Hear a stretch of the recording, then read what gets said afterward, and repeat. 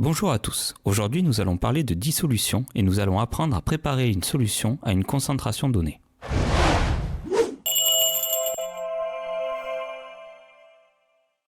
Avant de commencer, un peu de vocabulaire. Réaliser une dissolution est très simple, nous le faisons tous les jours. Lorsque par exemple on dissout du sucre dans de l'eau. En effet, le sucre va se dissoudre petit à petit. On dit que le sucre est le soluté alors que l'eau est le solvant. Autrement dit, le solvant est le liquide dans lequel se dissout le soluté. Si le solvant est de l'eau, alors on parle de solution aqueuse.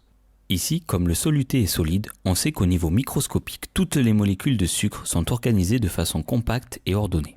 Dans le bécher, nous avons représenté l'eau en bleu pour plus de visibilité, mais dans le zoom à l'échelle microscopique, nous représenterons directement les molécules d'eau. Pour dissoudre le sucre, ces molécules d'eau vont venir entourer chacune des molécules de sucre, à tel point qu'à un moment donné, nous ne verrons plus le sucre. En effet, lorsque les molécules de sucre ne sont plus collées entre elles, nous n'arrivons plus à les distinguer à l'œil nu. Le soluté, quant à lui, peut se trouver sous tous les états physiques, solide, liquide ou gazeux. On peut donc dissoudre un solide, un liquide, mais également un gaz dans un solvant. Et oui, il faut penser aux petits poissons qui ont besoin de respirer sous l'eau. Pour déterminer la masse de soluté dissoute dans un solvant, on utilise la concentration massique notée Cm. Elle est égale à la masse de soluté dissoute divisée par le volume total de la solution. Prenons un exemple simple. Si on dissout 5 g de sucre dans 500 ml d'eau, on obtient une solution sucrée de concentration massique 10 g par litre, qu'on peut aussi noter g litre moins 1.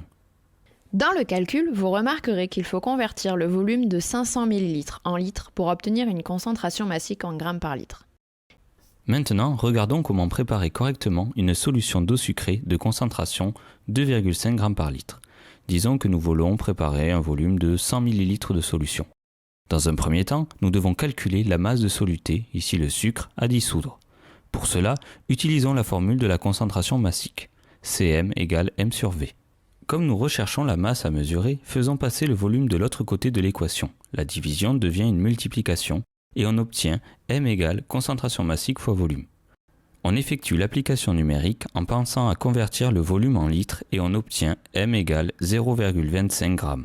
Voyons maintenant comment réaliser correctement la dissolution à l'aide du matériel disponible au laboratoire. Première étape, on place une coupelle ou un verre de montre sur le plateau d'une balance électronique et on effectue la tare, c'est-à-dire la mise à zéro de la balance pour ne pas prendre en compte la masse de la coupelle. On peut maintenant peser précisément la masse de sucre en le prélevant avec une spatule propre et sèche. Deuxième étape, on introduit le sucre dans une fiole jaugée avec un entonnoir. Troisième étape, on rince la coupelle et l'entonnoir avec de l'eau distillée tout en remplissant la fiole jaugée à moitié. Quatrième étape, on bouche la fiole jaugée avec un bouchon et on agite pour dissoudre totalement le sucre. Dernière étape, une fois la dissolution terminée, on ajoute à l'aide d'une picette l'eau distillée. Pour que le bas du ménisque soit bien au niveau du trait de jauge, si on n'est pas doué avec la picette, il est possible de terminer avec une pipette en plastique. On bouche et on agite de nouveau pour homogénéiser la solution qu'il faudra alors verser dans un bécher avant toute autre utilisation.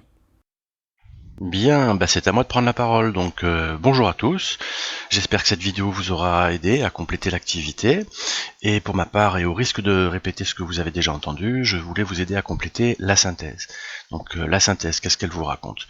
Elle vous raconte qu'une dissolution consiste à dissoudre un soluté qui peut être solide, liquide ou gazeux dans un solvant pour obtenir un mélange homogène appelé solution.